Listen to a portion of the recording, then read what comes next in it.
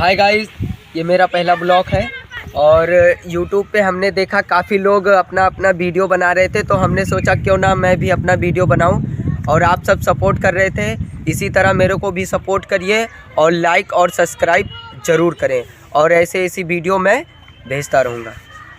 और दोस्तों देखिए, ये मेरे घर के बगल जो है ईंट निकालने वाले रहते हैं। इस बार बारिश के कारण उनका काफ़ी नुकसान हो चुका है और जो है काफ़ी नुकसान हो चुका है इनका। बारिश इस बार बहुत ज़्यादा हुई, नहीं तो ये ईंट बहुत अच्छा निकालते हैं। और जो है जब इस बार अब की ये ईंट निकालेंगे तो दोस्तों हम वीडियो आपके पास भेजेंगे और काफ़ी अच्छी अच्छी वीडियो जो है हम आप तक पहुंचाएंगे।